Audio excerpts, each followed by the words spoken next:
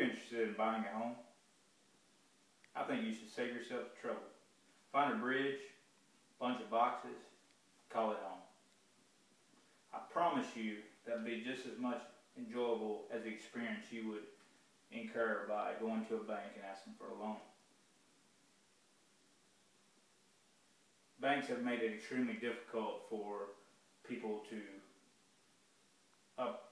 be approved for a loan, whether it be credit scores, their job history, their income. According to Marilyn Lewis of MSN Real Estate, more than 50% of applicants will be denied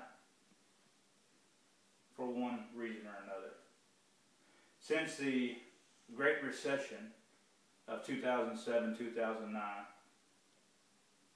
the federal government and banks have really toughened up with their restrictions for mortgage loans. Mortgage loans was responsible for the collapse of our economy in that time frame. The federal government was encouraging banks to approve subprime loans to people that were not credit worthy. They were high interest loans.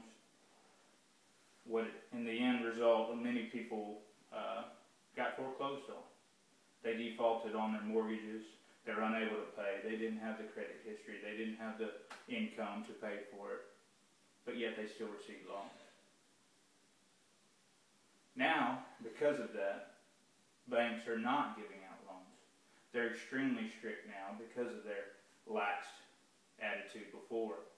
And so there's hard-working Americans that are unable to purchase a home, to live the American dream, to have a nice home, to raise their children, a white picket fence, dogs, puppies running out in the yard, playing with kids. The reality of the situation is Americans are forced to rent or to live with family members because they're unable to get a loan. I think it's time that we take a stand and ask for some assistance. We ask that the federal government and banks make some changes to their extremely tough lending requirements. I think banks need to get to know their applicants on a more personal level. I think they should amend the requirements of credit scores for loans. And also I think they should decrease the amount of down payments that are required at closing. Now let's think about this. In order to get a loan today, you may get on the computer, fill out some personal information, and submit it.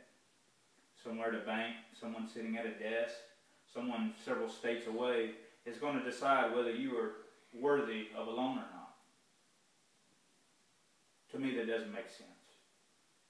What happened to the days of filling out a loan application and going in and shaking a man or a woman's hand, the loan officer, and being at their mercy, trying to sell yourself to them, letting them know how hard you're working and how much you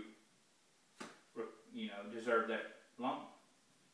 I remember when I was 17 years old, I went to a bank, scared to death, young man, filled out an application, went with my stepdad, and I had to sit down and talk to a loan officer and practically beg them to approve me for credit. Now I did get the credit approval. I've got the loan with my stepdad's co-signing, but it was a lot more personal. It's a lot more hometown, so to speak. Now there's no interaction there between the person, the applicant, and the actual bank. You're just a statistic. You're a number on a page. I think we need to get away from that. And I think people should do a little bit of investigating and find out who that person is that's asking for that loan. Is he a hard-working father? Hard-working single mother? Do they have a reputable work history?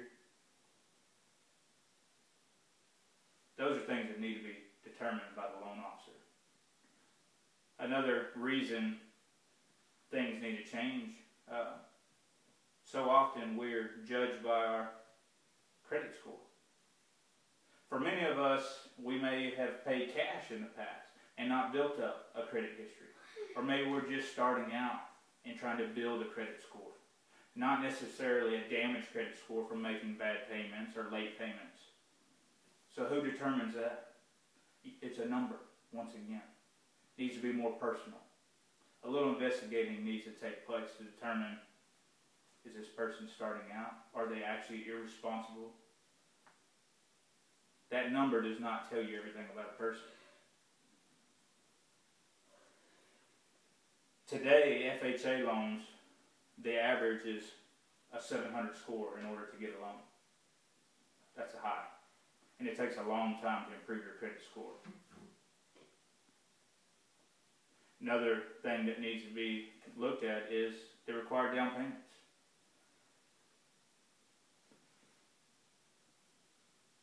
Many banks require that you have anywhere from 3.5 to 10% down payments. Well, if you're stuck in a home making mortgage payments or rent or lease, you can't save money. Not with a family, not with utility bills. So how are you to raise that money to get in a house?